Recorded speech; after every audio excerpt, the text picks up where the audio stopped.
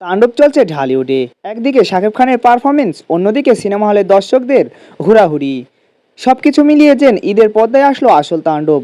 আজকের এই ভিডিওতে আমরা জানবো তাণ্ডব সিনেমার আয়, শাকিব খানের পারিশ্রমিক কত, দর্শকদের রিভিউ এবং এটা সত্যি হতে যাচ্ছে ঢালিউডের ইতিহাসের সবচেয়ে বড় সিনেমা। ভিডিওটি পুরো দেখবেন, কারণ শেষ দিকে তুলে ধরবো অজানা কিছু তথ্য।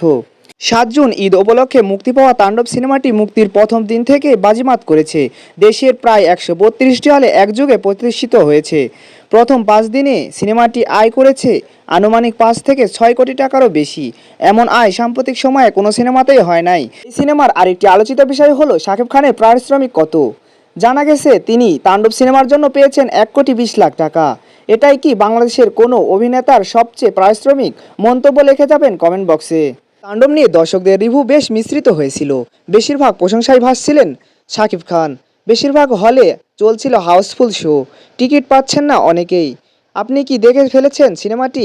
আপনার রেটিং কত ছিল কমেন্টে জানাবেন। তাণ্ডব সিনেমার গল্প, পরিচালনা, ক্যামেরার কাজ সবকিছু মিলিয়ে এটি একটি ভিন্ন ধরনের কমার্শিক সিনেমা।